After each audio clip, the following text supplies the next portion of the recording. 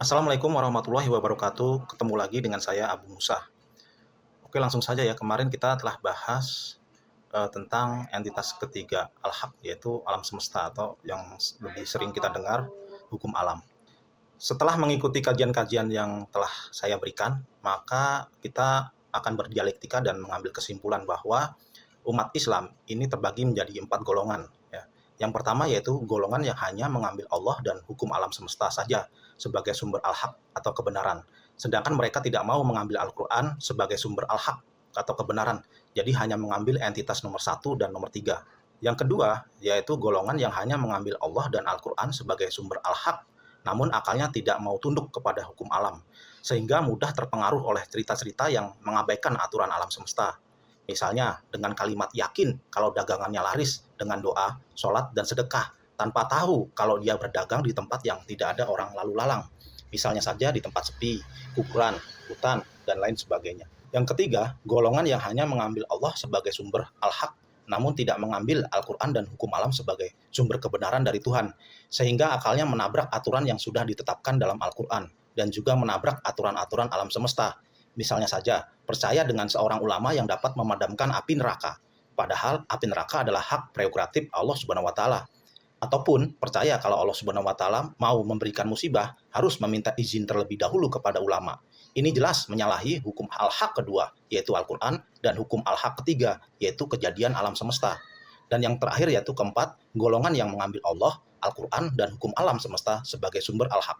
Beberapa waktu lalu ketika saya buka YouTube, maka algoritma YouTube itu menunjukkan kepada saya ya, judul yang membuat saya bertanya-tanya. Judulnya bunyinya seperti ini ya, semua yang terjadi atas kehendak Allah Subhanahu wa Ta'ala. Nah, ini banyak kalau kita searching di YouTube ya. Apakah benar seperti itu? Nah, kemarin sudah saya sampaikan ayatnya ya, bahwa kebaikan itu adalah datangnya dari Tuhan, sedangkan keburukan itu adalah datangnya dari dirimu sendiri. Nah, kalau misalnya semua yang terjadi atas kehendak Allah Subhanahu wa Ta'ala, berarti keburukan juga datangnya dari kehendak Allah Subhanahu wa Ta'ala. Nah, ini kan menyalahi ayat tersebut. Apakah misalnya ya di Palestina ya, banyak warga dan rakyat Palestina itu diperangi oleh Israel. Apakah Israel itu berbuat seperti itu atas kehendak Allah Subhanahu wa Ta'ala? Nah, kan tidak ya. Kalau misalnya semua yang terjadi atas kehendak Allah Subhanahu wa Ta'ala, akan menjadi aneh ketika nanti di yaumul hisab. Ketika semua perbuatan kita dihisab, pastinya seluruh umat Islam atau seluruh manusia di dunia akan berkata bahwa semua yang dia lakukan di dunia itu terjadi atas kehendak Allah Subhanahu wa Ta'ala. Lalu untuk apa proses hisab terjadi? Mari kita baca misalnya di surat Yasin ayat 65. Saya terjemahkan saja.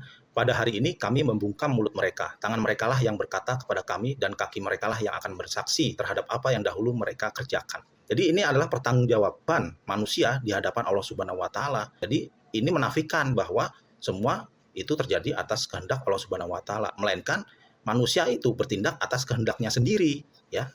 Kita baca lagi misalnya di surat An-Nur ayat 24. Pada hari ketika lidah, tangan, dan kaki mereka menjadi saksi atas mereka terhadap apa yang dahulu mereka kerjakan. Jadi lidah, tangan, dan kaki mereka akan menjadi saksi atas mereka terhadap apa yang dahulu mereka kerjakan. Ini adalah kehendak manusia, bukan kehendak Allah. Apabila tangan, kaki, lidah itu dipergunakan sesuai dengan hukum dan aturan Allah, ya, maka ganjarannya adalah surga. Tapi apabila lidah, tangan, dan kaki itu digunakan untuk berbuat maksiat dan berbuat keburukan, menghancurkan alam semesta, nah itu akan masuk ke dalam api neraka. Jadi bukan kehendak Allah. Ada lagi di surat Al-Isra ayat 36. Janganlah engkau mengikuti sesuatu yang tidak kau ketahui. Sesungguhnya pendengaran, penglihatan, dan hati nurani, semua itu akan dimintai pertanggungjawabannya. Jadi semua akan dimintai pertanggungjawabannya. Ya, itu kan perbuatan kita berarti, bukan perbuatan Allah. Jadi itu ya yang bisa saya sampaikan, 4 golongan umat Islam. Jadi apakah kita adalah salah satu dari keempat golongan itu dalam memahami al-haq? Saya harap semuanya itu masuk ke kategori golongan keempat ya, yang memahami al-haq itu yaitu Allah Subhanahu wa Ta'ala, Al-Quran, dan juga alam semesta. Sampai ketemu lagi dengan saya Abu Musa. Wassalamualaikum warahmatullahi wabarakatuh.